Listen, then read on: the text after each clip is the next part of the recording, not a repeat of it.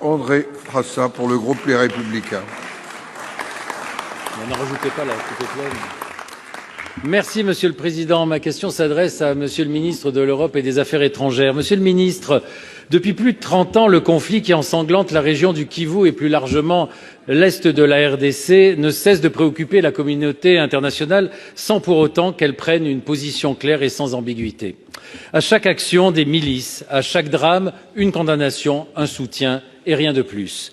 Avec la prise de Goma par le M23, nous atteignons un point de bascule. Là encore, il n'y a eu qu'un soutien à la RDC et une condamnation du M23 et du Rwanda. Hier, notre ambassade à Kinshasa et plusieurs autres ont été les cibles d'attaques inadmissibles. Pour autant, ces actes condamnables en disent long sur la perception par l'opinion locale de l'inaction de la communauté internationale face aux crimes de guerre commis en République démocratique du Congo.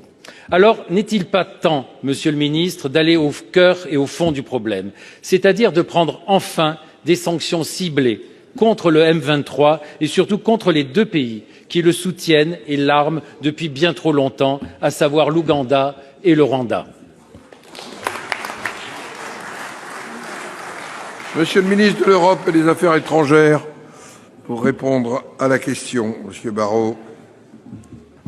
Monsieur le Président, Mesdames et Messieurs les sénateurs, Monsieur le Sénateur, avec vous, je veux rendre hommage aux agents et aux diplomates de notre poste à Kinshasa qui a été pris d'assaut hier, dont un des bâtiments a été incendié, ce qui me permet de rappeler qu'ils sont bien souvent en première ligne pour défendre nos intérêts dans des situations extrêmement difficiles et que leur engagement, leur dévouement et leur courage forcent notre admiration et notre respect.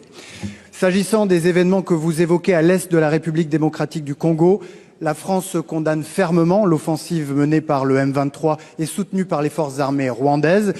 Elle porte atteinte à l'intégrité territoriale et à la souveraineté congolaise. Elle aggrave une crise humanitaire qui est d'ores et déjà la deuxième, la plus grave sur toute la planète, en ayant provoqué depuis le début de l'année plus de 400 000 déplacements de population, après les 2 millions de personnes déplacées l'année dernière, et en mettant à rude épreuve les forces onusiennes, la MONUSCO qui sur place protège les populations civiles et dont 3 casques bleus ont d'ores et déjà payé de leur vie leur engagement au service de leur protection.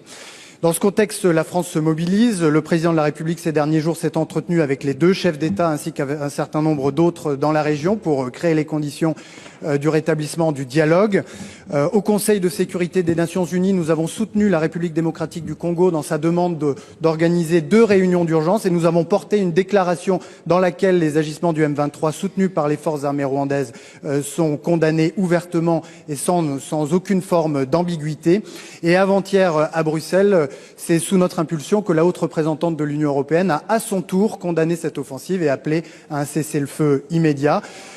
Vous le savez, jusqu'à présent, c'est le processus de Luanda qui a organisé la relation entre RDC et le Rwanda, et c'est le processus de Nairobi qui a organisé les relations entre le RDC et les groupes rebelles dont le M23 fait partie.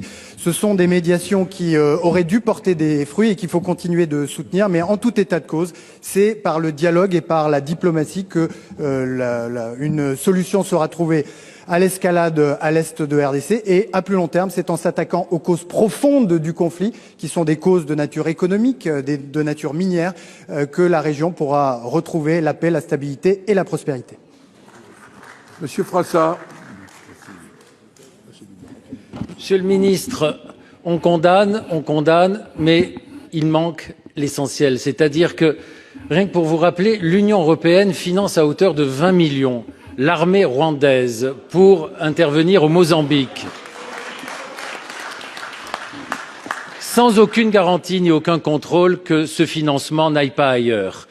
Le Rwanda est un exportateur de coltan, alors il n'y en a pas 1 gramme sur son sol. Et 60 à 80% des réserves mondiales de coltan se trouvent, comme par hasard, à l'est de la RDC. Là aussi, il y a quand même de quoi s'étonner qu'il n'y ait pas de sanctions là-dessus. Je relaye et je fais, au nom de 95 parlements francophones, l'appel solennel à ce qu'il y ait des sanctions. Ce serait l'honneur de la France d'être à la tête de demandes de sanctions contre l'Ouganda et contre le Rwanda. Ce serait son honneur.